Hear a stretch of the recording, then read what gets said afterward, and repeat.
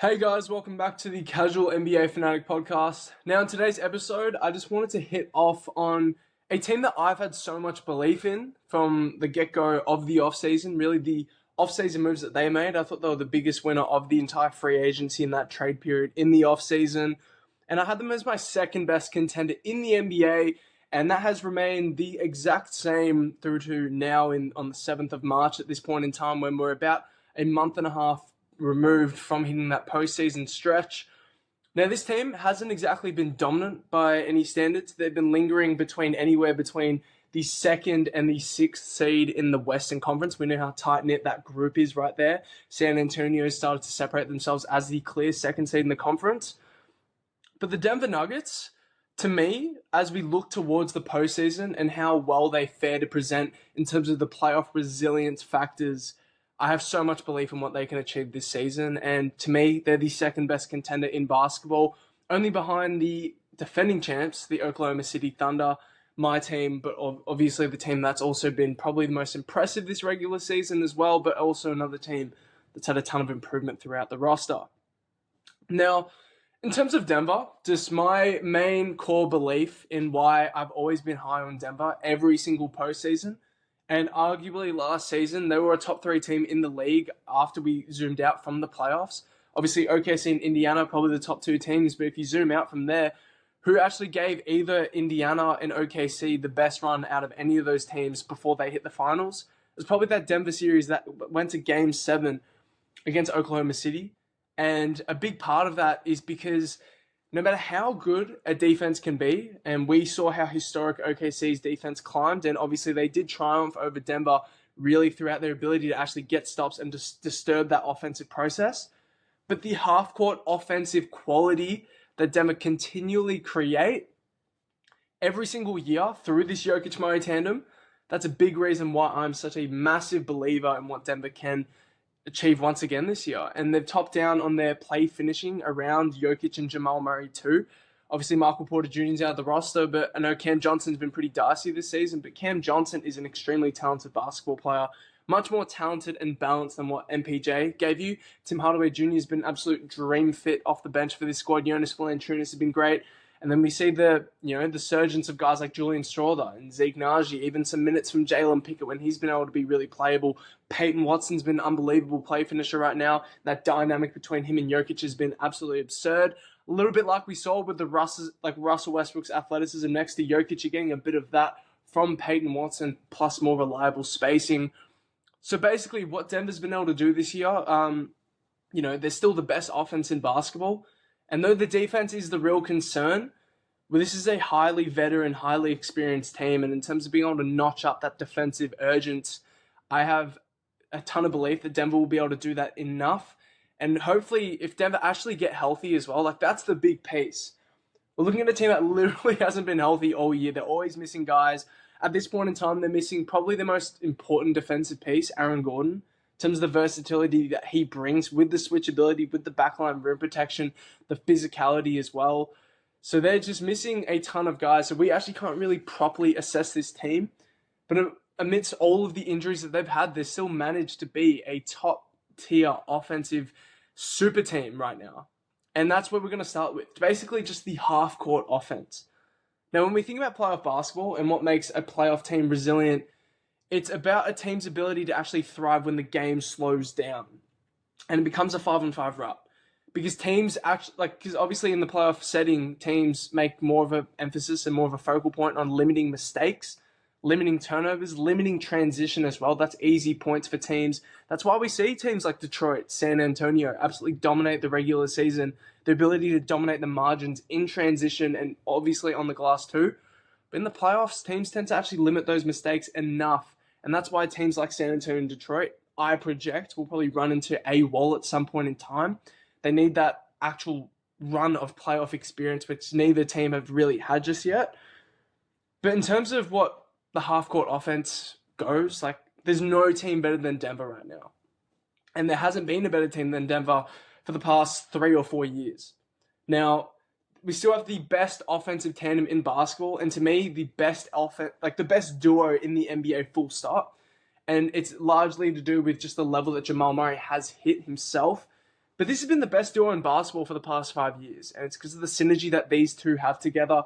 And in terms of just being able to run an entire season and playoff series or playoff run of offense through two guys, in NBA history, you're not going to find two guys as diverse as these guys are. Like, in terms of just action diversity, like, we're looking at a unit where obviously you have like the traditional two-man game with Jamal and Nikola Jokić off the roll, but you have those popping dynamics, you have external screen dynamics with Jokić, you have Jokić being able to run inverted action with Jamal Murray as the screener as well.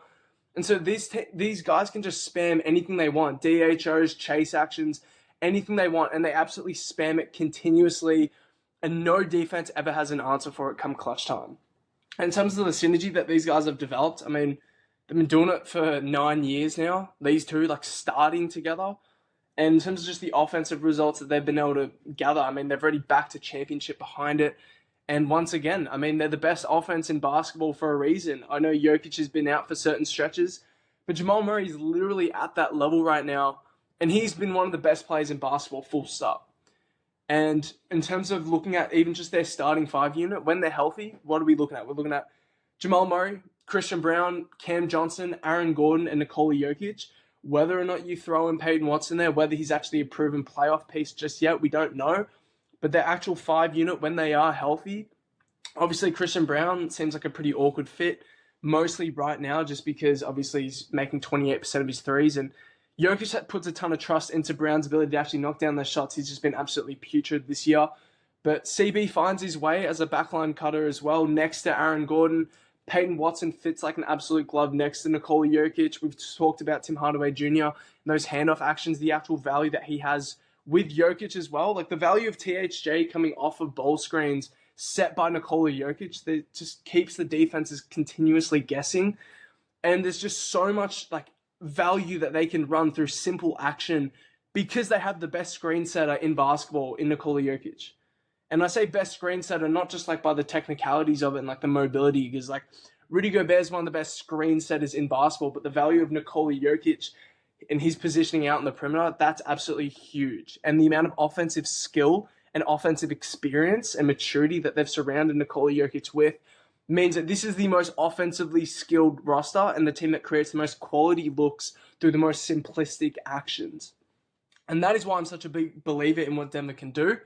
And we talk about Nikola Jokić as well. It's not just like the screen actions on the perimeter that are just so simple, that are so effective continuously, but it's also just the huge paint presence that Nikola Jokić brings every single night. And it's only upheld by Jonas Valanciunas in those minutes when Jokić is off. Now, when we talk about just post-up monsters and post-up fulcrums, Nikola Jokić is probably the greatest of all time, because we're talking about a guy that's arguably a top 3 passer in NBA history by talent.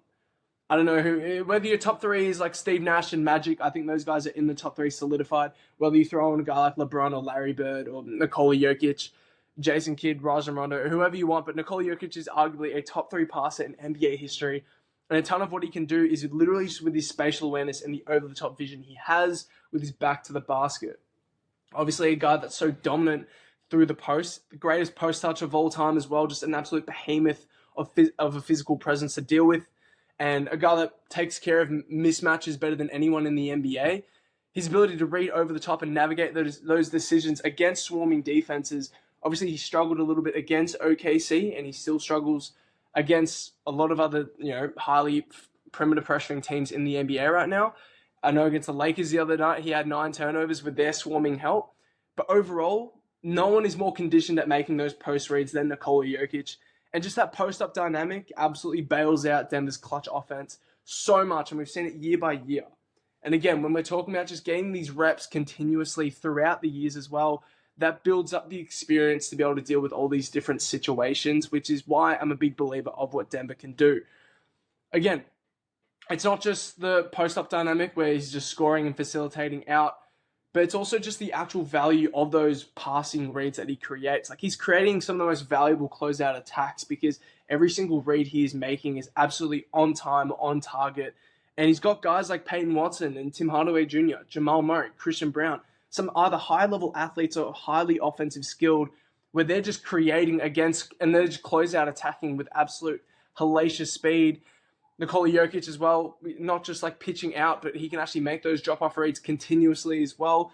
You can suffocate the paint with multiple offensive players. Like we know, we've seen for over the years, Nikola Jokić posting up, Aaron Gordon just lurking only a few feet behind him. That is something that is no problem with Nikola Jokić because he can actually make those reads through tight crevices.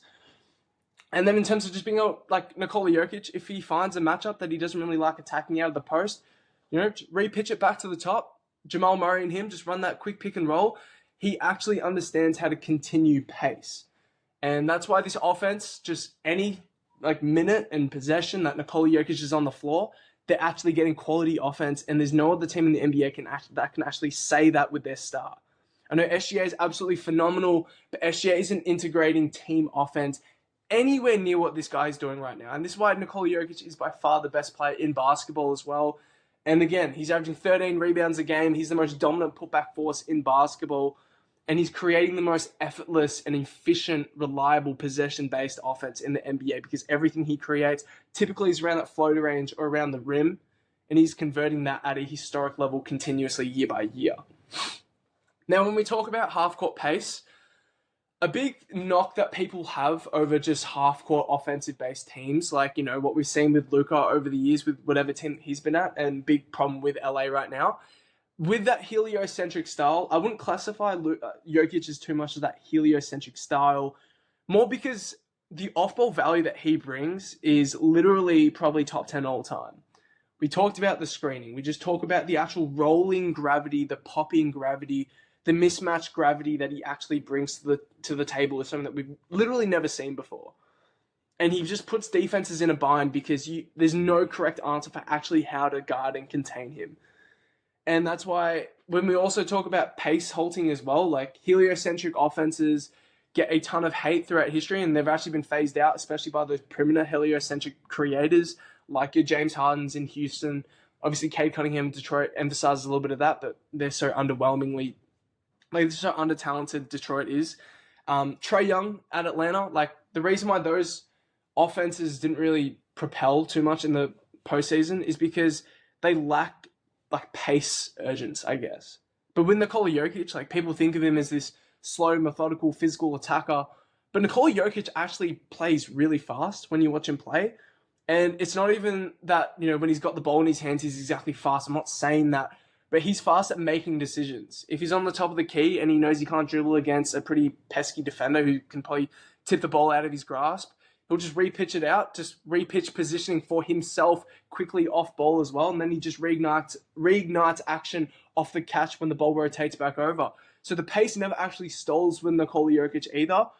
So when we are talking about half-court offense, this team is probably the most quality-driven that I think we've ever seen in NBA history, to be honest with you. And that's why there's literally not a flaw in what Nikola Jokić creates on the offensive side of the ball. Again, in the half court, in the 5-on-5 scenery. Now, that's just obviously the half court offense. And this season, they're scoring the ball 105 points per 100 half court possessions. That's per cleaning the glass. That is the best mark in the league by a decent mark.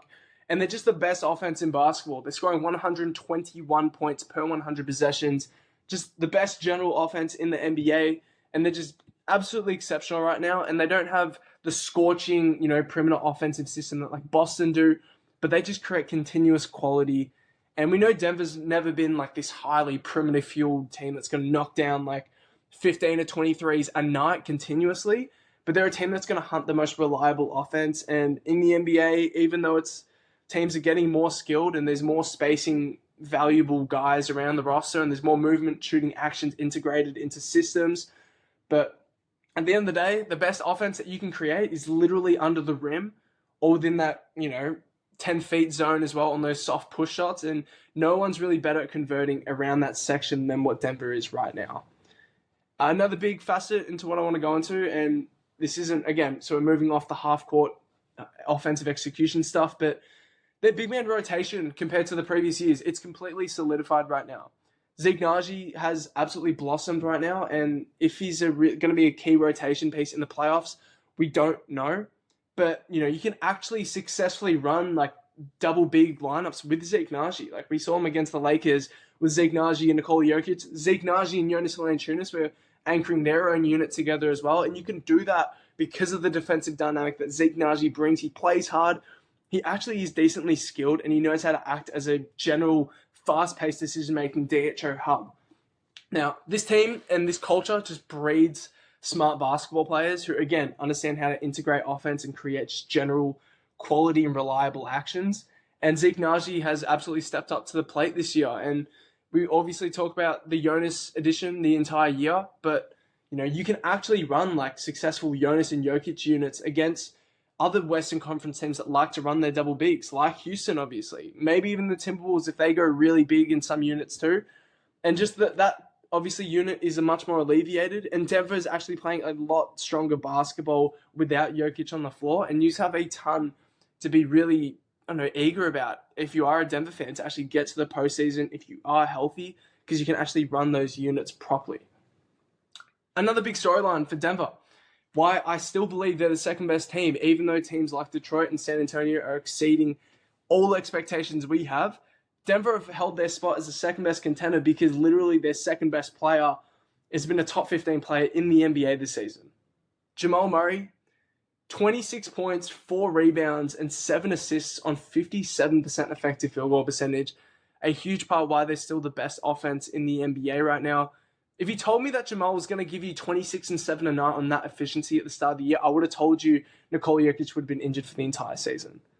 But that's not the case. This guy has just been absolutely phenomenal, and he's still by far the most efficient pull-up three-point shooter in the NBA right now. He's making 42% of just his pull-up threes. And out of guys to have taken at least 250 pull-up threes this season, the second place is 36%. LaMelo Ball. Out of 9 guys that qualified, Jamal Murray, 42%. Second place, 36%. That gap is absolutely huge. And in terms of just the heavy lifting without Nikola Jokić as well, in the minutes with Murray on and Jokić off, Denver's still scoring 118 points per 100 possessions. That's in the 71st percentile of just general lineups in the NBA. And that'd probably put them around the top 5 zone in the NBA just offensively in general. Jokić off, Jamal Murray on, leading those units because he's just been that scorching as a perimeter creator, brings a ton of gravity, understands how to chain together basic offensive sets because he is a really talented passer at knocking down to the roll on those drop-off and pocket reads. And in terms of just out of pick and roll, like we're talking about a 90th percentile pick and roll scorer, and we're talking about a guy that's getting you 1.07 points per possession out of isolation. And that's the 4th best out of anyone to at least have at least 100 ISO reps this season. So Jamal Murray's also been killing it this year too, and he's been in shape literally from the start of the year to right now. And he looks athletically as explosive as ever. And this season's been different because Jamal hasn't had to play his way into shape. He's been in shape from the get-go this year. And defensively, this guy's been working his ass off. I know Denver don't have the defensive results that make you overly convinced about the postseason, but you have to be really convinced about the effort that Jamal Murray's been giving you in terms of just screen navigation, upholding his level on their 2-3 zone looks that they like to throw out on the perimeter as well, just using his physical frame to at least try and hassle players and knock them when Jokić is playing that low drop coverage. If Jamal Murray can do enough hassling with enough taxing effort to force, weaker shot makers to that midsection of the floor, he and Jokić actually can force plays into these really tough push shots in the middle of the lane over contests. And that's where Denver get their most successes, when Murray and Jokić are both defending at their literal best levels that they possibly can. And literally everything with this Denver team, those are the 3 dynamics I want to hit off. And there's still, the surrounding cast is just absolutely amazing. Bruce Brown is still on the roster too. Talked about Jonas, but Aaron Gordon, still one of the best role players that you call in the NBA right now, if you'd even call him that. And so, by my general contender philosophy, they knock down 3 checkpoints that I tend to look at for really every single contender that we look at as we project towards the postseason. But they knock down the experience and chemistry point. Like I said, their 2-man tandem has been around for 9 years. And this real core, at least throughout the big 3, and then if you want to use like Bruce Brown and guys like Payne Watson, Christian Brown, like those guys have been around together for 4 to 5 years in a league where rosters continually change all the time because you can't always keep your guys together. It becomes really hard to obviously pay people with the cap these days. But then also just the second point that they knock off is literally just half court execution, not just offensively but defensively as well. When they grind games into this 5-on-5, we saw them again last year have success against Oklahoma City defensively in the half court, even though they are so much more athletically empowering. Denver they're just so cohesive, well-timed. They know how to bait the mistakes that they want you to make, especially by throwing that zone so aggressively at specific teams. That zone look could be absolutely pivotal against a handful of teams out in the West right now. OKC, San Antonio, the Houston Rockets, all those teams will probably struggle against a zone look when Denver decide to throw that out in different spurts. So just their half-court execution and synergy on both sides of the court is something that you have to tick off. Transition game might get a bit dicey when you look at the transition on defense. That's a different story, but that's more of a regular season storyline to me. But the third point they check off is they actually excel in an athletic or physical trait as a team. And that's really just their physicality based throughout the roster. In terms of Aaron Gordon, Christian Brown, Nikola Jokić, Jamal Murray, Bruce Brown, Tim Hardaway Jr. sometimes defensively, Jonas Valanciunas, Zeke Naji. These guys have played with a ton of physicality on both ends of the floor whenever they can, and they are at their best when they are applying their physicality. We talk about OKC with their speed advantage. They're at their best when they can actually apply their speed on both sides of the floor, again, drawing defenses in rotation, and then their actual rotation speed, closing out on everything that they possibly can, shutting off the tap on those offensive sets. That's what OKC does best. For Minnesota, it's about about the high motor athleticism, and then, again, they apply their physicality throughout too. San Antonio, physical athleticism too, ton of speed on the floor, but they match that with a ton of actual ability to absolutely absorb physicality. Denver's not so much speed like those other teams are. Denver are probably a bit more like Houston, where it's all physicality based, and they understand how to actually apply that as an advantage. And they did that against OKC last year. They took the defending champs who won 68 games to 7 games. So in terms of marking all those 3 checkboxes, that's why I have so much belief in Denver right now. And really defense, it's the only issue. Again, I think they're 21st in defensive rating. They only have a 116 defensive rating. But in those games where Nikola Jokić was out, we saw them actually level up their defense in some of the biggest and most crucial must-win games for their schedule. And in large part because of their defensive motor that they can actually spike up whenever they want. Again, this is a culture of literal winning basketball. They've probably been the most winningest team over the past 5 years. Maybe Boston would have them in that metric. But Denver's been one of the most successful teams in the NBA over the past decade, full stop. And in large part because they can actually notch up the defensive urgence whenever they want to. And again, that zone set is just so lethal and an absolute lethal weapon that they were able to pull out of their game in the postseason last year, and they've been absolutely churning and finding that out this regular season too. And there are multiple teams in the West that they can actually just absolutely throw that to and cause a ton of havoc for those teams. And in terms of Denver as well, in 2024, I know last season the defensive rating in the postseason wasn't that glamorous, but we know what this team can do defensively in 2024. This isn't even including the championship run. The year after, they still leveled to a 111 defensive rating in the 2024 playoffs. That was top 6 out of all the playoff teams. That's a decent sign to be able to take out of that one as well. And so this team just looks pretty strong in terms of as a playoff candidate. That's why they are my second best contender. Again, now just to quickly finish off, just to look at a few of the matchups that they'll probably have to run into. Obviously, San Antonio, a big one, and this is the one that Denver's been pretty dicey with over the past 2 years. And a big thing for me is when Denver is healthy, I don't see them actually having too much trouble generating offense against the Wemby problem as any other team would. Wemby just disturbs everyone's offensive process, obviously, but I think Denver are limited the least from the Wemby problem itself. And Nikola Jokić doesn't have too much trouble as a little scoring behemoth against Victor Wembanyama. The only thing is, the Spurs can drag down those games into what we saw between that Jokić-OKC dynamic last postseason, where you're just forcing Jokić to have these Herculean scoring efforts where he's actually struggling to chain movement offense together because those kickouts are just absolutely shut off by what was OKC's just absolute bolting speed on the perimeter. And I just think like San Antonio, with how aggressive they are defensively, like they might be able to match that level and defensive ceiling that OKC were able to last year. And we know Denver are at their worst offensively when you really drag down those games where Jokić is needing to take 30 field goal attempts to try bail out his team. So that's really the concern there against the San Antonio matchup.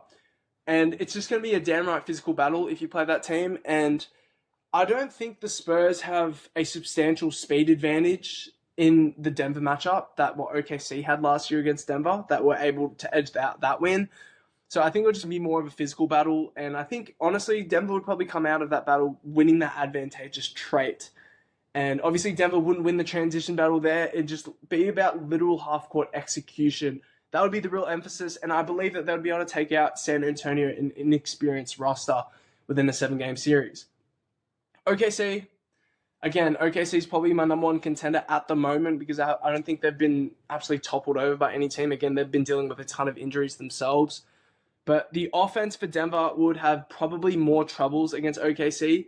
Their defense is playoff proven, and it's a more experienced rotation defense. Again, compared to San Antonio, more speed, more screen navigation, agility, and just overall talent in general for that two-man game as well to be able to hold the advantages of that pick and roll is able to create.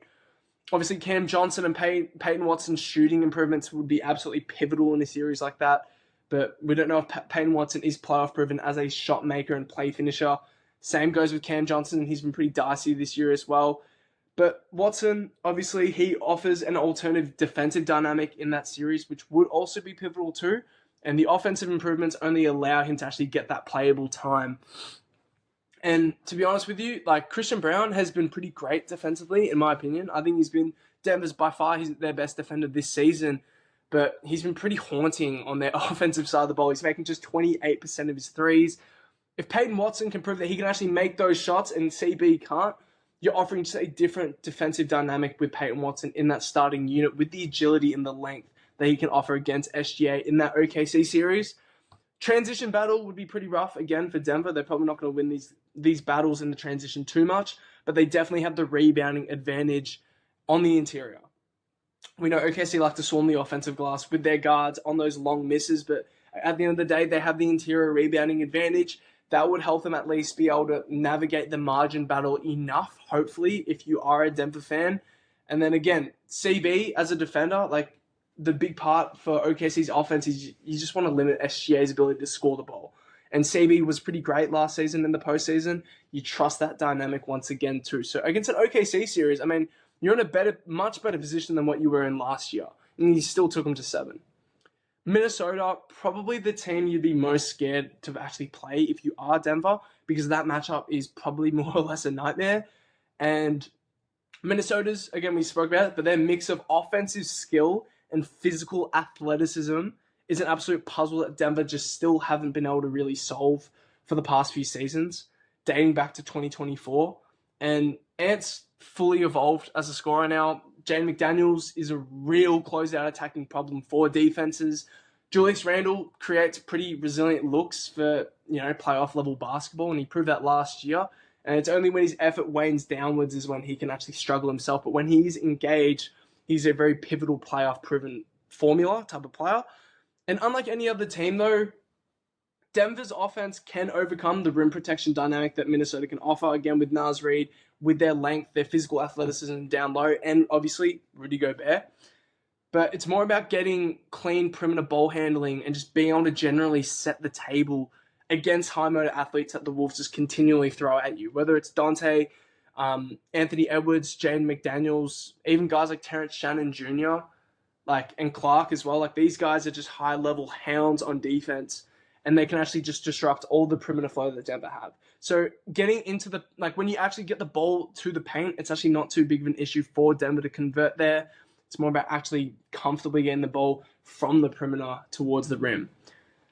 And then also in that matchup as well, it's just more about meeting force with force. And Denver know this over the past few years, but bringing in a guy like Jonas Valanciunas, that would probably be pretty instrumental. Again, we're looking at the Jokić off minutes. they don't really struggle too much when Jokić is on the floor, but Minnesota absolutely hound the shit out of them when Jokić goes to the floor because offensively they're just not creating the same looks. And Jonas would just be instrumental for that, And then, again, force with force, Aaron Gordon battling for positioning for variable points that he can score as well. That would be pivotal. Zeke Naji coming into the unit, absolutely pivotal too. We know what AG can do in terms of, again, fighting for positioning. There's not many players that capitalize on positioning better than Aaron Gordon in the NBA, whether it's cuts, putbacks, quick seals, and transition. Any of that will be the main focus for Denver to get clean looks and to actually sometimes avoid the half-court setting as well, just getting the quick looks down low in the paint. And then against Houston, the last team I'll rally off, a team that I still think has a chance to probably make a conference finals run if they get the right matchups. But I don't think Denver would be the right matchup for Houston whatsoever. And for Denver, there's just not much to worry about. Şengün would just be the absolute centerpiece of Denver's entire attack. And they'll be just trying to attack him through their midsection and their clear side pick and rolls. Again, try to get him into space as well. He's been pretty inconsistent all year as a drop defender. Struggles when he comes up to the level. Sometimes can be over-aggressive sometimes too. And it's more about how Denver can deter Houston's offensive process and their offensive strength. That's what this game would mostly be about.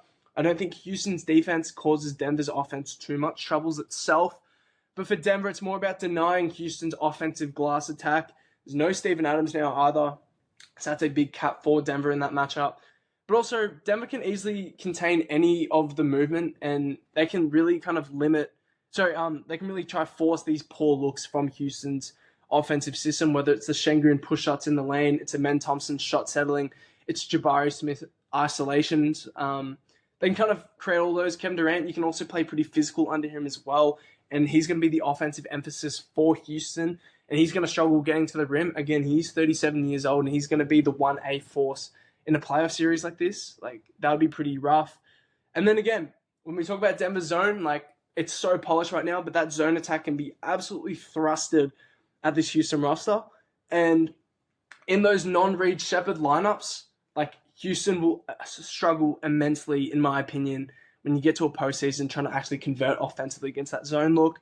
And then when Reed's on, you're just going to be attacking him brutally and continuously. Whether, again, it's Aaron Gordon's mismatch attacking, it's Jamal Murray and Jokić in pick and roll. It could be anything. And then, obviously, Şengün's lack of midsection shot-making efficiency. So his inability to actually convert on those post looks, on those push shots out of the short roll. That's going to be a big mark in Denver's ability to limit anything Houston can create offensively. And then Thompson, we know he can struggle on anything that's not backline related, when he's not diving off ball either. So in terms of just all the teams that they're going to have to go through, yes, the West is an absolute nightmare to come out of, but they have advantages against every single team. And there's not many teams in the NBA that can say that throughout their conference, that they actually have probably a 60% chance to beat every one of those teams, at least a 50-50 chance. Even a team like Detroit. In my opinion, Detroit aren't the most balanced team, so they might beat down on a team like New York, but a team that brings a little bit more aggression and a little bit more of that physical motor, like Cleveland, who are more offensively skilled and bring the verticality at the rim to contain Cade Cunningham's looks at the rim. I don't know if Detroit would really come out of a series against Cleveland like that. So in terms of matchup resilience against the teams in your specific conference, Denver's one of the best in the NBA. And that's why I believe in them so much. They mark my 3 check boxes for actually what satisfies a contender in today's NBA. And that's why I believe in them to actually come out. I think they've got the second best odds to come out of the Western Conference behind Oklahoma City. And I also think that's equal with actually hoisting the trophy at the end of the year. Now, I appreciate you guys for listening. I know that was just a dead-on rant for, what are we at, 34 minutes, but I hope that kind of solidifies why I actually do think Denver is such a dangerous team and why I had them as my second best contender in the offseason and why that has remained the same throughout to now in early March, as we do look towards the postseason. They've had injuries, believe in them, because they're going to be pretty scary to play on any single night. They might be the most playoff resilient offense that this generation has ever seen. I appreciate you guys for listening, and I'll catch you guys in the next breakdown.